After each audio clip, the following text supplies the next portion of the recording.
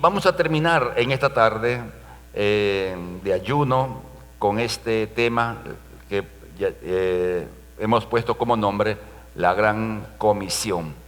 Así que adelante y veamos lo que Dios tiene que decirnos en esta tarde. Una advertencia. Miren, amados hermanos, en todo trabajo que hacemos para el Señor, siempre hay riesgos en que mezclemos las cosas con algunas cosas que no debieran ser. En el cumplimiento de la Gran Comisión debe ser hecho a la manera que agrade a Dios, independiente de los resultados. El evangelismo, el compartir la fe, no puede ser hecho de maneras inadecuadas, de maneras poco bíblicas, llamémoslo así. Tiene que ser hecho como Dios quiere que se haga. Hay pautas centrales, pautas fundamentales. El reconocimiento de que la persona es pecadora, el señalar que Cristo Jesús vino a morir por los pecados, el señalar de que uno tiene que reconocer a Jesús como Señor y Salvador. Eso es fundamental. Esas cosas no las podemos eludir en la presentación del Evangelio. Y vamos a ver algunos errores que se pueden estar cometiendo en el mundo cristiano con el deseo o con el anhelo de lograr resultados. Nuestro trabajo de evangelismo no se mide por resultados, se mide por obediencia. Amén. No se mide por resultados, sino si fueran por resultados, la iglesia es la peor promotora de un producto. En el Perú somos, según dicen, 17%, pero creo que efectivamente cristianos serán mucho menos. No, hay mucha gente en la iglesia, pero no significa que todos sean creyentes, hijos de Dios. Si el evangelismo se midiera así, como digo, por resultados, estaríamos mal. Pero el evangelismo no se enfoca en los resultados para decir, está bien lo que hicimos. El evangelismo se enfoca en la obediencia a un mandato de Dios. Dios nos dijo, vayan y siembren la palabra. Vayan y prediquen el evangelio. Vayan y compartan las buenas nuevas del reino de Dios. Eso es lo que el Señor nos dijo. Ahora dice la palabra que el Señor se encarga del crecimiento. Entonces, ¿quién es el responsable de los resultados del evangelismo si es que nosotros hacemos las cosas de manera correcta? Dios. Entonces, amado hermano, si salimos a evangelizar cualquier día, o tú evangelizas a alguien de persona a persona y la persona no se convierte, y predicas a otro y no se convierte, y predicas a 50 y ninguno se convierte, tú no te preocupes. Sigue haciéndolo. Sigue haciéndolo. Amén, hermanos. Porque el evangelismo no apunta a ello. Apunta o nace de la obediencia clara y expresa de la palabra del Señor.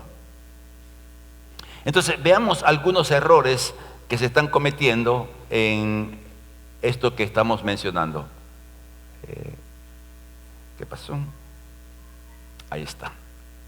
No presentar motivos extraños para que las personas acepten el mensaje del Evangelio.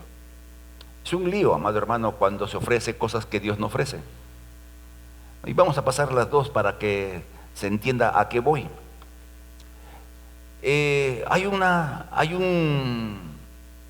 ¿Cómo se puede decir? ¿Cómo lo digo? Hay una corriente, llamémoslo así, de conducta ministerial, donde se busca suavizar los requerimientos divinos, con el propósito de, entre comillas, no ofender a los oyentes.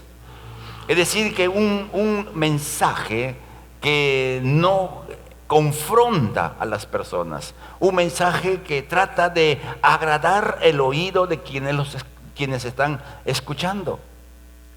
La Biblia, ¿qué dice, amado hermano? En ningún lugar de la Biblia dice que la vida de fe es una vida fácil. En ningún lugar de la Biblia ofrece que a quien reconoce a Jesús como Señor, todo le va a ir bien.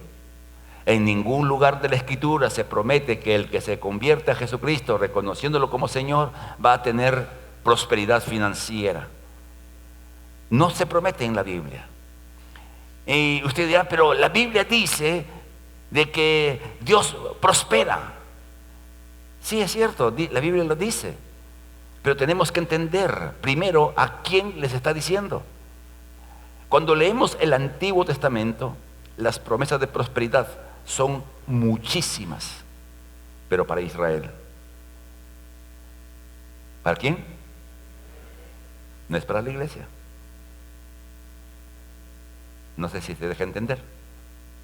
Pues usted ve que Israel es un país próspero, bendecido. Los judíos, casi no hay judío pobre. Donde el judío pone la mano, saca dinero, porque es promesa para Israel. Porque si no, amado hermano, ¿qué hace usted endeudado con su tarjetita? ¿Ah? ¿Qué hace usted si... ¿Me explico, amado hermano? ¿Significa que todos los creyentes vamos a ser pobres y que no podemos prosperar? No, amado hermano. La prosperidad es resultado del trabajo. No solo de que uno es creyente. Entonces, a veces se promete, Dios te va a sanar si te conviertes. ¿Y cómo podemos saber si Dios lo va a sanar? ¿Dios sana? ¿Cuántos creemos que Dios sana? ¿Dios sana a todos? A ver, aquí hay un hereje. ¿Quién dijo amén? Bueno, está medio dormido seguramente, escuchó mal. ¿Dios sana a todos? No. Hay que usted se le deje. Dios sana a algunos, pero no sana a todos. Entonces no podemos nosotros presentar el mensaje del Evangelio diciendo que Dios te va a sanar, Dios te va a sacar de tus problemas, Dios te va a arreglar tus situaciones, Dios va a cambiar tu familia.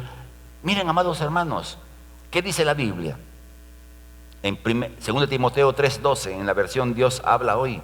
Es cierto que es cierto que todos los que quieren llevar una vida piadosa sufrirán persecución.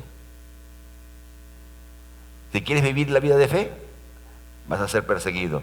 Quizás no como los ocurre en otros países del mundo, pero hay una persecución a través de la ofensa, a través de la burla, a través de gente que te da la espalda, etc. Hay una especie de persecución un poco sutil. La palabra del Señor enseña en Hechos 14:22, cuando se le habla a la iglesia, el apóstol Pablo animaban a los creyentes recomendándoles que sigan firmes en la fe, diciéndoles que para entrar en el reino de Dios hay que sufrir aflicciones. Y que cuando haya aflicción, 1 Tesalonicenses 3:3, no se deje confundir por las dificultades. Ustedes saben que tenemos que pasar por ellas. O sea, el Evangelio no promete una vida sin problemas, sin dificultades, sin batallas. Dice la Biblia que nuestra lucha no es sino contra principados, potestades, huestes espirituales de maldad, etc. O sea, como hijos de Dios, entonces no debemos ofrecer lo que el Evangelio no promete. Entonces, si una persona está enferma y vamos a predicar el Evangelio, la forma como tenemos que decir es: Dios puede sanarte.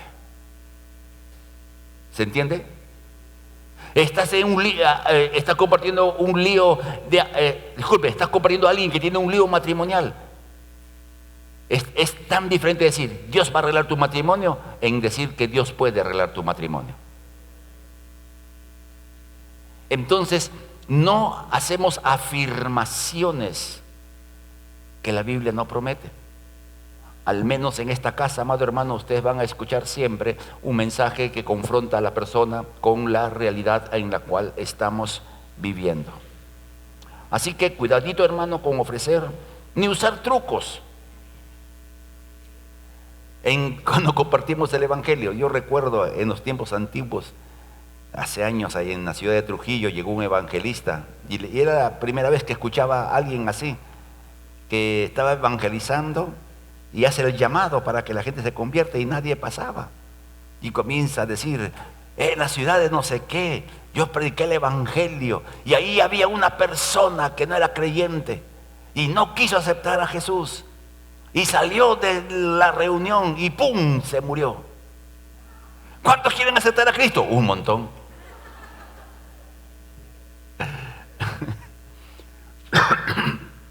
A veces usamos, ¿qué cosa? Trucos.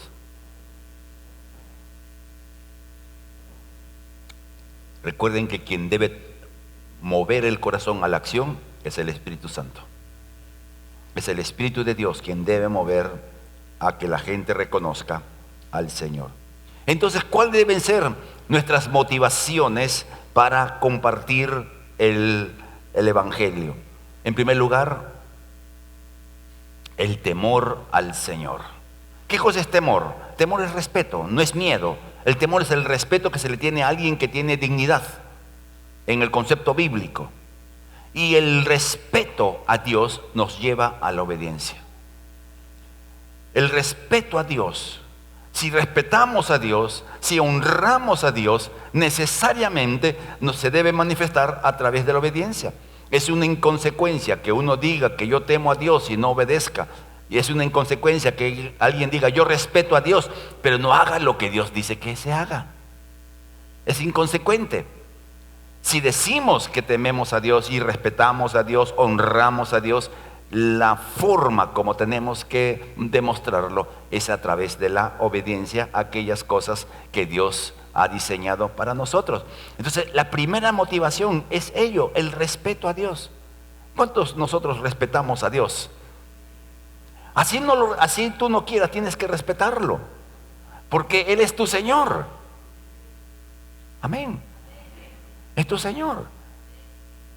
Es decir, que tú eres un esclavo. Somos esclavos. Y el esclavo, según el concepto bíblico, no tiene ningún derecho. Como decíamos en la anterior reunión, éramos peces.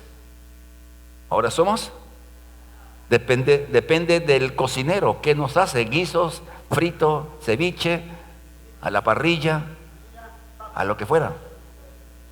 Porque somos siervos. O sea, el respeto a Dios nos lleva a cumplir la gran comisión. En segundo lugar, el amor de Jesús.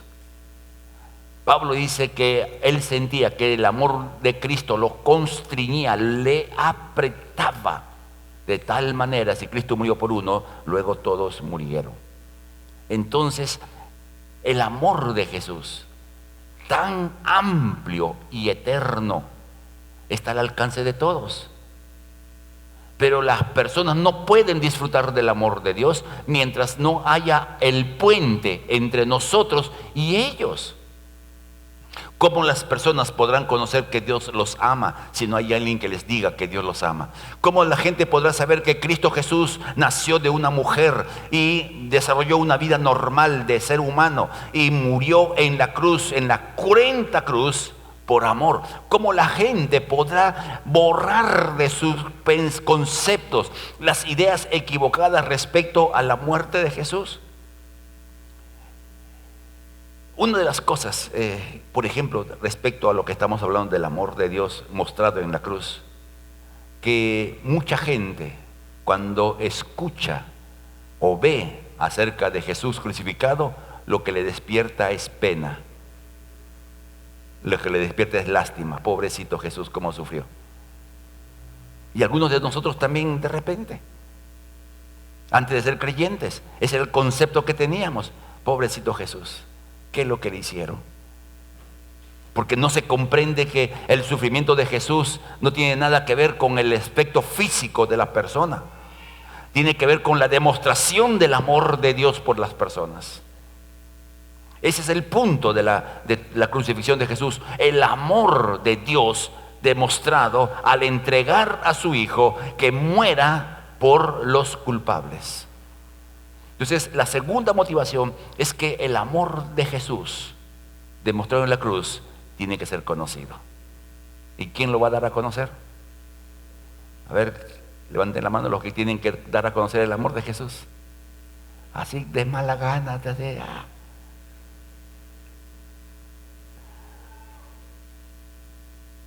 Por eso debemos aprovechar todas las oportunidades que Dios nos dé. En tercer lugar, amado hermano, Dios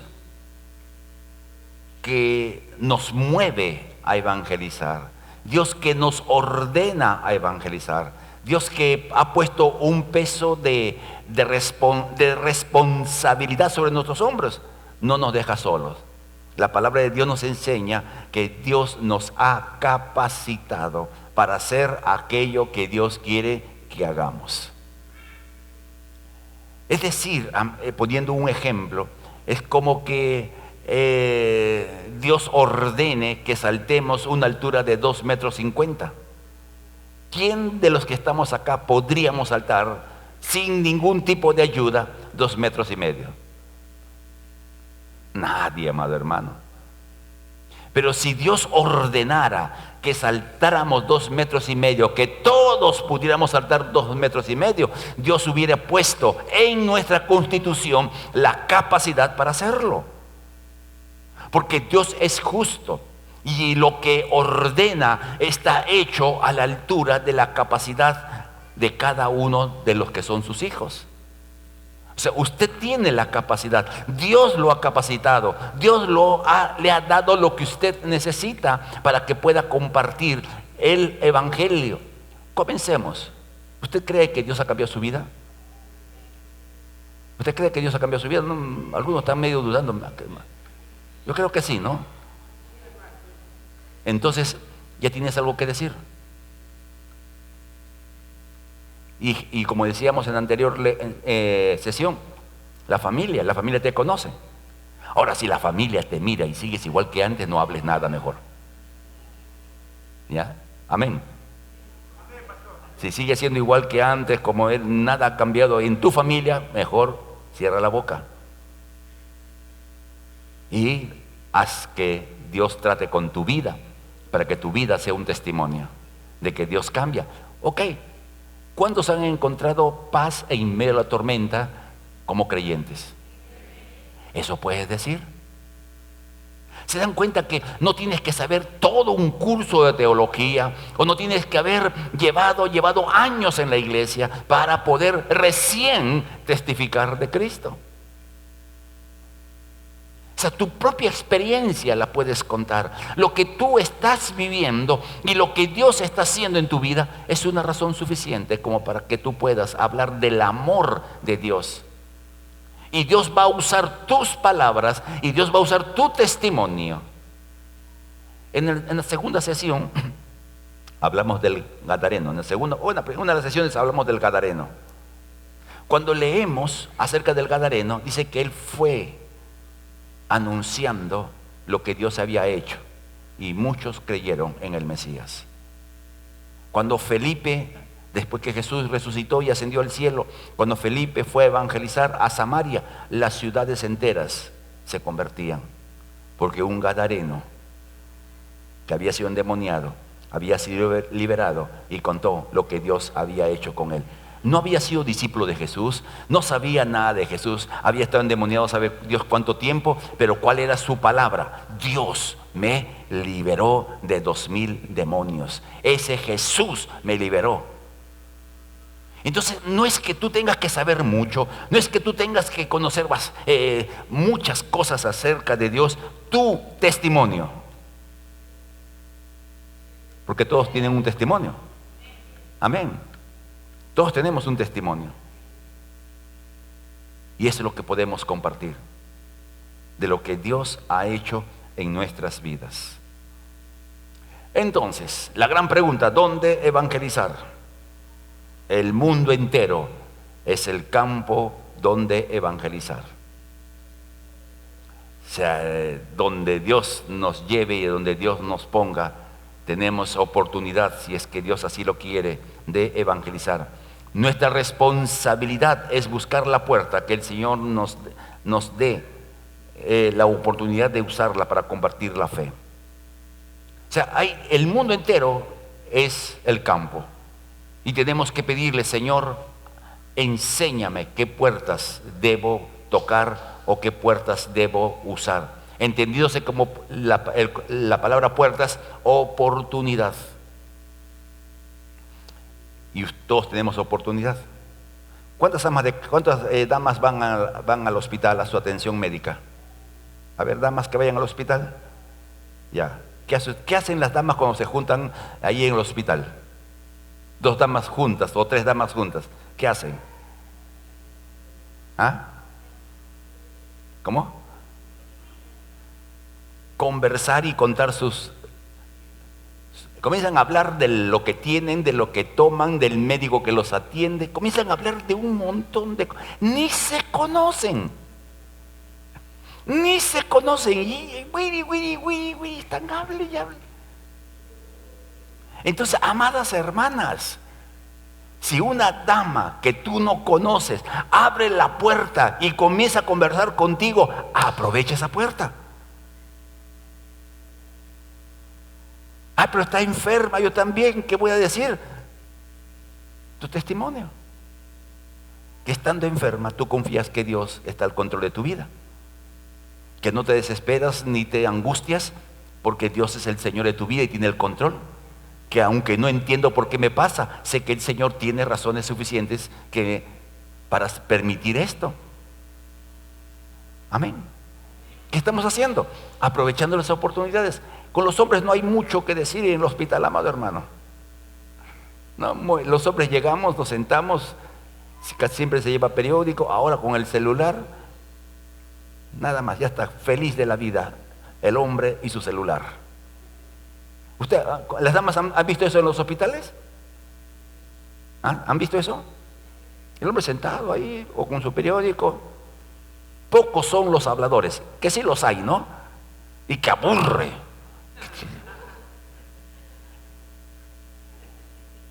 A menos a mí me aburre.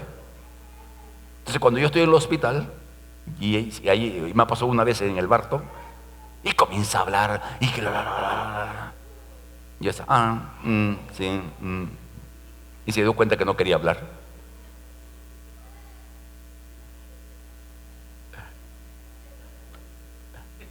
Le cerré la puerta. Pero hay otros lugares donde los hombres pueden, jugando pelota, ahí hablan de todo. En el trabajo, pues en fin. El punto es, amado hermano, de que independiente del lugar, si Dios nos abre la oportunidad, usémosla. Amén, hermanos. Miren, algunos de ustedes por asunto de trabajo llevan en Navidad, ¿no? Por Navidad siempre hacen ¿cómo se llama? Su banquete, su compartir, su chocolatada, qué sé yo. Entonces usted no es el dueño de las cosas, no es el dueño de la fiesta, pero usted está ahí. Entonces tú, antes que ya están todos sentados, dices, una palabrita. Y dice, la hermana va a hablar. Entonces yo tengo una palabra, yo deseo que Dios los bendiga y los guarde, los proteja este año que viene. Ha sido un año difícil, pero el próximo será bueno. Eso dice la Biblia. Y te sientas. Ahora, si quieres orar, oras por la paz del mundo. Una oración cortita, quiero decir, ¿no? Señor, bendice los alimentos en el nombre de Jesús, que a nadie le haga mal y que no coman tanta mayonesa. Eso ya es añadido, eso usted no puede orar así, ¿no es cierto? Pero ¿qué se está haciendo, amado hermano? Hay una puerta, porque son tus compañeros, te conocen. Ahora, si tú eres el desconocido, uno más de la empresa, del trabajo, que nadie sabe que eres creyente, entonces comienza en ese convivio, no comienza en esa reunión. Amén, queridos hermanos, los que hacen eso. Entonces vamos a ver algunos campos donde podemos ir y donde Dios nos va a permitir ir.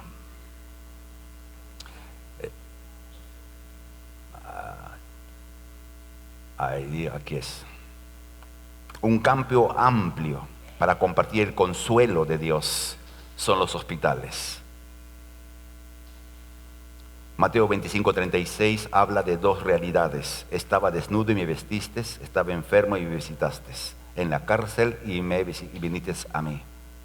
Miren, amados hermanos, toda persona que está enferma necesita una palabra de esperanza. Necesita que alguien les dé un consuelo, una esperanza en medio de la situación que está. Porque la enfermedad conlleva muchas cosas laterales. El gasto por la medicina, la pérdida de tiempo, en cierta medida algunos que están enfermos no pueden trabajar. Es un cúmulo de situaciones que afectan a la persona. Y en medio de la situación por la cual están viviendo, necesitan una palabra de esperanza. Que puede ser, como hemos dicho hace un momento, en las consultas médicas, donde ocasionalmente vas, pero ya lo estamos haciendo, amados hermanos.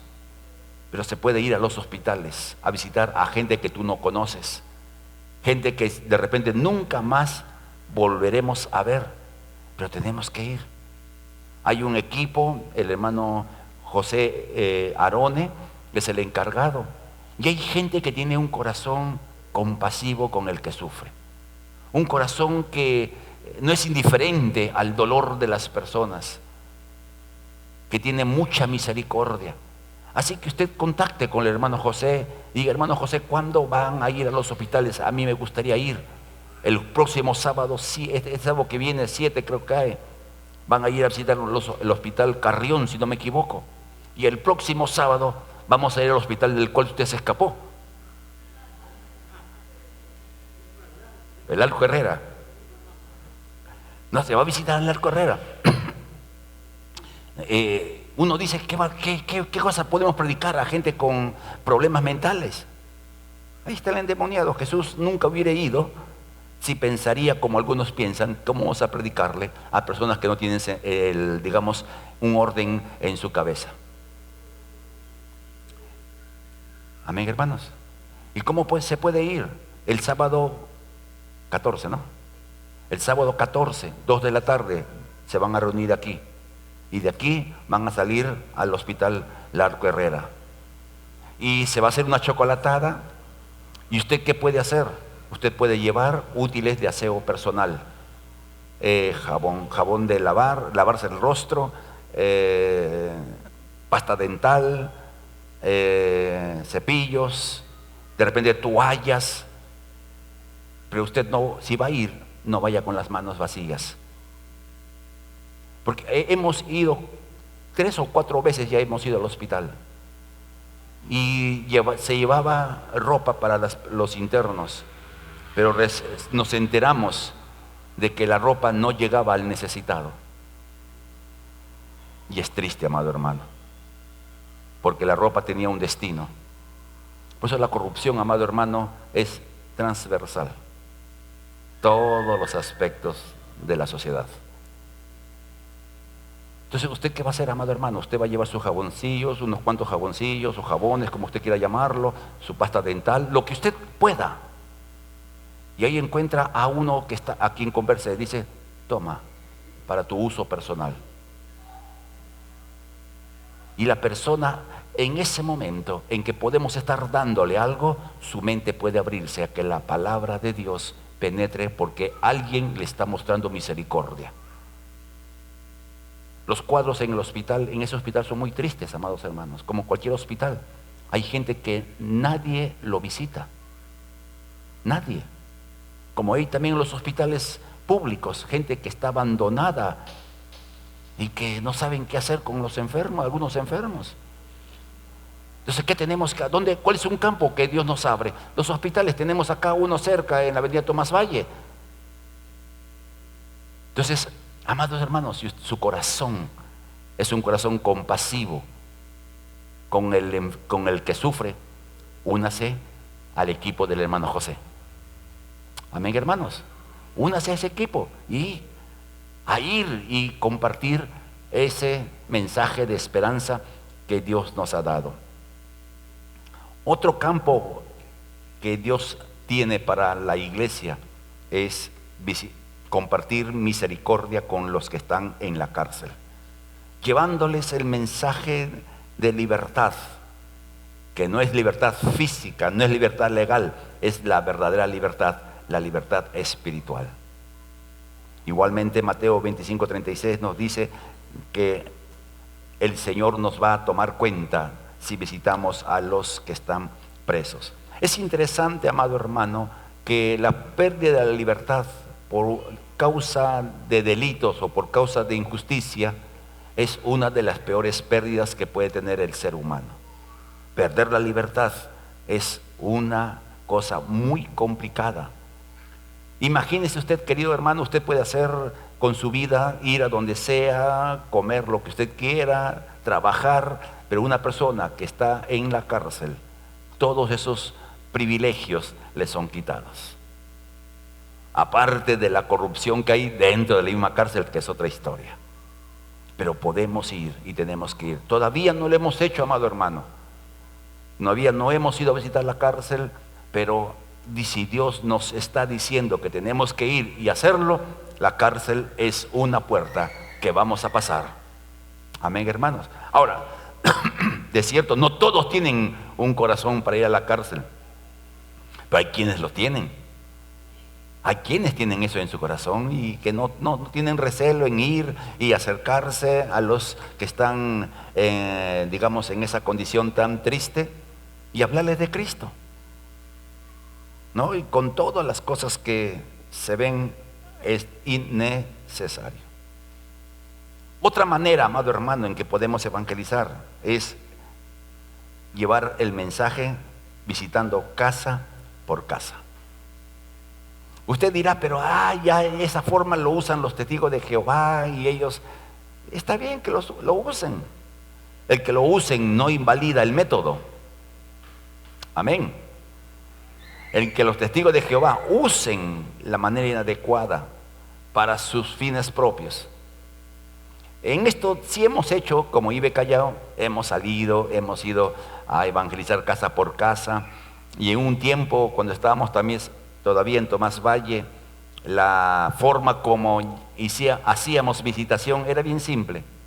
Le decíamos a la persona, tocábamos la puerta, había de 2 en 2, y se le preguntaba si usted quisiera que nosotros como iglesia, la iglesia bíblica Emanuel, porque hicimos alrededor de la cuadra, quisiéramos que oráramos por usted. Y dígame, ¿quién no tiene problemas? Y era la forma, y de ahí se visitaba otra vez y se compartía el mensaje del evangelio. La casa por casa.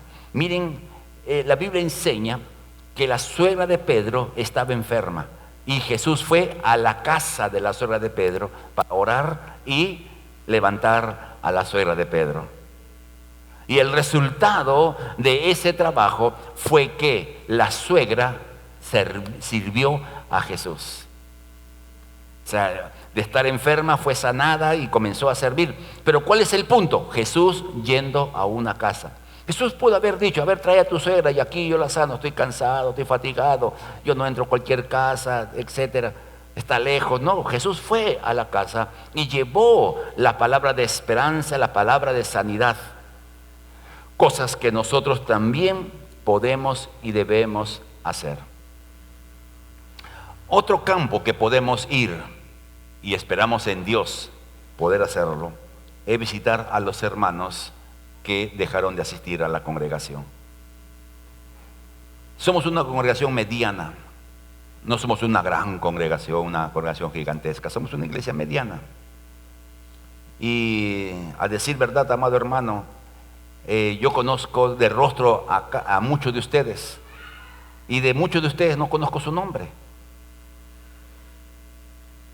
No sé, lo veo, lo saludo, y deben haberme dicho su nombre, solo que su servidor tiene un lío. De chiquito me caí de la cama y afectó la parte de la memoria de nombres. No me acuerdo de los nombres. Como decía en la mañana, al hermano Octavio le digo Mario y al hermano Mario le digo Octavio. Por como andan juntos los he cambiado. Entonces no podemos saber muchas veces quién vino o quién no vino. Por eso están los hogares. Yo me paro siempre en la puerta con mi esposa a despedir a todos ustedes. Y la gente pasa, pues, ¿no? Y uno ve pasar y ve pasar y saludar, Dios te bendiga, Dios te bendiga. Algunas veces con algunos que conversan un poquito. Pero necesitamos personas que tengan un corazón dispuesto. Ah, no ha venido el hermano fulano o no ha venido el hermano sutano. Voy a llamarlo por teléfono, voy a visitarlo. Me estoy dejando entender, amado hermano. A veces tenemos que evangelizar a los evangelizados. Es decir, hacerles ver, hermano, ¿qué pasó? ¿Por qué no viene usted? No te hago, usted tiene que congregarse. O si es un amigo, ay, deja, ya, ¿por qué no vienes? La forma que en el lenguaje ordinario o común y en el lenguaje pues un poco protocolar. Pero el asunto, amado hermano, que es un campo que nosotros vamos a comenzar. Y cada campo necesita personas. Cada aspecto o área donde nosotros quisiéramos evangelizar, hay un espacio y hay personas. Y hay un lugar para cada uno de nosotros. Aunque usted diga que no, pero sí. Hay un himno antiguo, cuando hablo de himno antiguo, hablo del siglo XVIII, más o menos, ¿no? Hay lugar si quieres trabajar en la viña del Señor. Hay lugar. ¿Recuerdan ustedes la parábola del Señor Jesucristo, de un hombre que tenía una viña y quería cosechar? Y busca trabajadores a las 6 de la mañana, busca trabajadores a las 9 de la mañana, a las 12 del día, a las 3 de la tarde. Y faltando una hora para que termine el día, 5 de la tarde, sale a buscar más trabajadores. ¿Y qué hizo el Señor? ¿Pagó proporcional o pagó con justicia? Pagó con justicia. El que trabajó una hora igual que aquel que trabajó todo el día. Entonces, amados hermanos, usted disponga su corazón. No piense que puede hacer poco. Muchas veces lo poco que podemos hacer es mucho más de lo que nos imaginamos. Amén. Entonces, ¿qué debemos hacer? Primero, dispón tu corazón. Pablo dijo de la siguiente manera: porque si predico el evangelio, no tengo nada de qué gloriarme, pues estoy bajo el deber de hacerlo. Pues ay de mí si no predico el evangelio, porque si lo hago esto voluntariamente, tengo recompensa, pero si lo hago en contra de mi voluntad, el encargo me ha sido dado. O sea, que uno tiene que ser, amado hermano, dispuesto. Tenemos que hacerlo por gratitud, tenemos que hacerlo por la obediencia. Tenemos que hacerlo porque Dios nos lo manda en un sentido de obediencia exacta o porque tenemos un sentido de obligación espiritual de gratitud. Nuestro corazón, dispongamos nuestro corazón. Cuando disponemos nuestro corazón, Dios se encarga del resto. Y Dios acomoda nuestros tiempos, pero todo parte de la disposición del corazón. Pues Dios no va a traspasar tu voluntad, va a respetarlo. En segundo lugar, ofrenda tu vida para cumplir el gran mandamiento. Pablo le dice a Timoteo: te encarezco delante de Dios. La palabra encarecer dice: te confronto delante de Dios. Te pongo delante de Dios, que va a juzgar a los vivos y a los muertos en su manifestación y reino. Que prediques la palabra, que instes a tiempo y fuera de tiempo. Reprende, redarguye, reprende, exhorta con toda paciencia y doctrina. El Señor en este pasaje nos dice: tenemos que dar nuestra vida, porque un día usted y yo daremos cuenta delante del Padre de qué hicimos con la vida que Él nos dio. Amén. Dios no va a pedir cuentas, de qué cosa tú y yo hicimos con aquello que Dios nos dio. Y como vimos en la primera sesión, el deseo de Dios es que la gente sea salva. Y el método divino es a través de usted, a través de la iglesia. Y vamos a rendir cuentas. Y sobre todo aquellos que Dios les da la oportunidad. Así que, amado hermano, no es un asunto de dar dinero. Yo tengo la impresión de que dar dinero es fácil, porque el dinero se gana, ¿no? Así que con ustedes, ¿el dinero lo ganan o le cae del cielo? ¿Ah? Lo ganamos con el sudor de tu frente o con estas manos que han trabajado. Algo así, ¿no?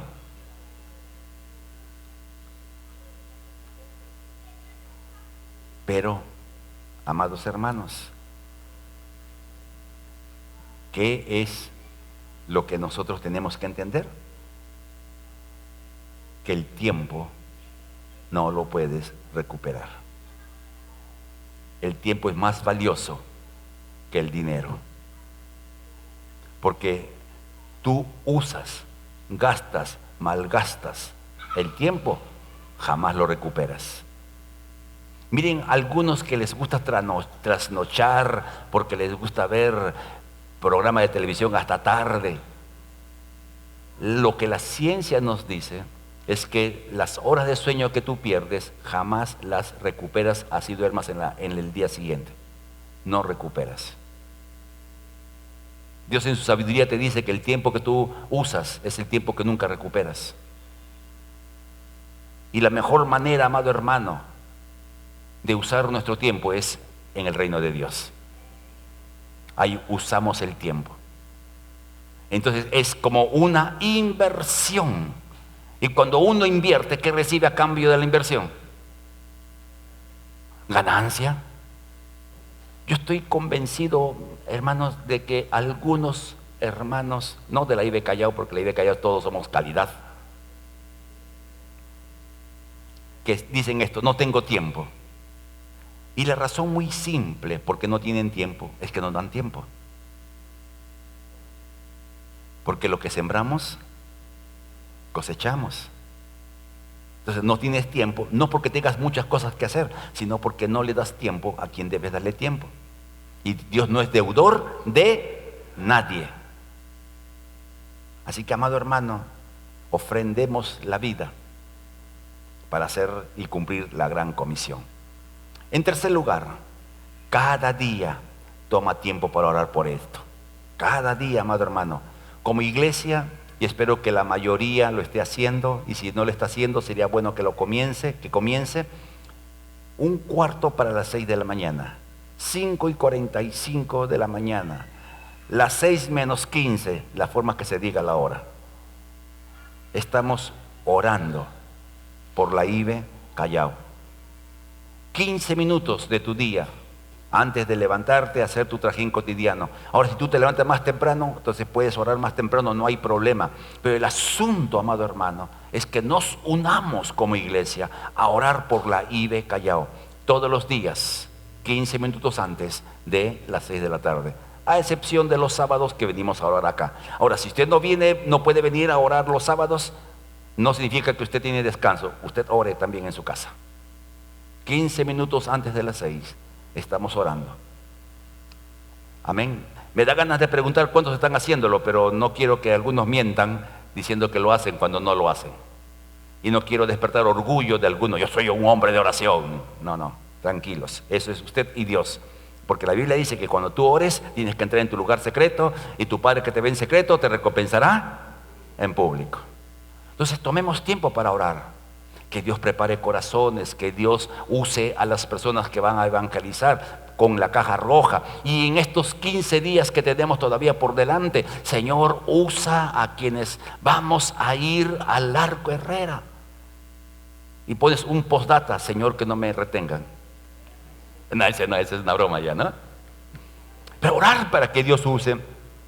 Orar para que Dios provea, orar para que haya abundancia, orar para que los internos, los que están en el hospital, puedan escuchar la palabra, que se abra una puerta en la mente de los que están en esa condición, para que la verdad de Dios entre, que la palabra pueda ser escuchada también por los que atienden, los auxiliares, los médicos, los enfermeros, etcétera. Usemos 15 minutos antes, cada mañana, 15 minutos antes de las 6, para orar por lo que Dios quiere que hagamos en la IBE Callao. Y esta gran tarea, amado hermano, de evangelizar, una tarea que tiene recompensas presentes y futuras. Y finalmente, amado hermano, en este caminar, prepárate para ser parte activa del trabajo de evangelización. No, usted han visto ayer sábado hubo evangelización con la caja roja y algunos hermanos estaban predicando encima de la caja roja, testificando de Cristo, hablando del amor del Señor. Pero hubo un grupo que salió y se paró en el semáforo, ¿no? Y pasó un hermano haciendo la veces de Jesús, otro hermano dándole, como debieron poner ahí a la esposa para que ahí se desquite, ¿no? Y un grupo de hermanos con esto hizo Jesús, lo hizo por ti, para salvarte. Nadie habló nada, todo era a través de la escenificación. Miren, ¿quién no puede agarrar un cartel y poner así? ¿Quién no puede? O sea, preparémonos, amado hermano, dispongámonos. Usted no permita que excusas le hagan perder el privilegio. No debiéramos anteponer aún nuestro propio descanso, porque decimos, es que sábado descanso. Muy bien, amado hermano, está bien. La mejor manera de descansar es trabajar para el Señor.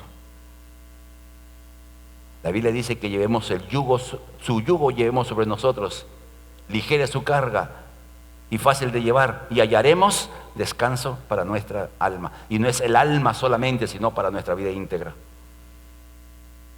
Entonces dispongámonos, ordenemos nuestros días, ordenemos nuestros tiempos. Los sábados, cada 15 días, 3 de la tarde, nos estamos reuniendo. Tenemos un tiempo de oración y se trabaja solo hasta las 5 de la tarde aproximadamente. O sea, usted no va a gastar mucho tiempo de su tiempo. Usted va a invertir tiempo para el reino de Dios. Entonces dispóngase. Muchos de ustedes han ido, ¿no? Han ido a la caja roja, han ido a compartir, han participado, algunos han evangelizado, hablado, otros han cantado y algunos solamente han acompañado. Otros han trabajado en el evangelismo personal, o sea, se acercaban a las personas y comenzaban a compartir la fe. Entonces, miren, amados hermanos, solo tenemos que disponernos a ser parte activa, ordenar nuestros tiempos, ordenar nuestros horarios, para que todo esto sea algo en el cual Dios halle complacencia. Amén. Amén, hermanos. Bien, veamos la conclusión en esta tarde. Toda sociedad, todo aquel que tiene empresa, todo aquel que tiene un negocio, lo hace con un propósito, ¿no? ¿Usted comienza un negocio con qué propósito? ¿Ah? Beneficio personal. Todos los que tienen negocio o empresa o tienen un trabajo, lo hacen para beneficio personal. Voy a trabajar, voy a hacer mi negocio para ganar, para tener para mi casa, para hacer aquello o lo otro. Hay muchachos que trabajan para cubrir sus costos de estudio, se sacrifican en ese sentido y trabajan y con eso pagan. O sea, beneficio personal. Pero la iglesia del Señor, de la cual somos parte de nosotros, es la única sociedad en el mundo entero que existe para beneficio de los demás, de los que no son parte de la iglesia. Aquí entre nosotros nos ayudamos, entre nosotros oramos unos por otros, entre nosotros compartimos, nos alentamos, etc. Pero la iglesia apunta no tanto a ustedes, porque ustedes están salvos, amado hermano. Ustedes se van al cielo ya. ¿O no? En cualquier momento, amado hermano. En cualquier momento. En el barrio, frente en Fundo Bocanegra, un joven ha fallecido. Un joven tenía problemas, no sé exactamente, pero joven. Ahí los papás enterrando a un hijo, cosa muy complicada. Y hay gente que vive años de años. La vida es así, amado hermano, nadie sabe cuándo nos tocará partir. Por supuesto, usted es salvo, ya usted no hay que evangelizarlo, usted ya sabe que Cristo murió por usted, usted ya sabe que Cristo viene por usted sabe a dónde va a terminar, que Dios ha cambiado su vida, etc. Usted lo sabe todo eso. Pero ¿quiénes no lo saben? Los que no son parte de la iglesia. Por eso la iglesia existe para eso, es una de las razones de ser de la iglesia, para beneficio de los que no son parte de la iglesia del Señor. Entonces, para eso estamos como Ibe Callao. Para eso Dios nos ha sacudido el piso, para que podamos nosotros cumplir la gran comisión. Así que, amado hermano, usted es responsable de lo que Dios espera que usted haga. Usted no podrá echar la culpa a nadie de que no hizo lo que debió haber hecho. A nadie. Usted es responsable. Y de hecho, amado hermano, de hecho, vamos a rendir cuentas. De hecho, un día nos pararemos delante del tribunal de Cristo y ahí no habrá excusas. Ahí usted podrá decir: yo estaba muy ocupada, trabajaba, no tenía tiempo, paraba cansado, cansada. Ahí no habrá excusa válida, porque Dios nos juzgará con su justicia.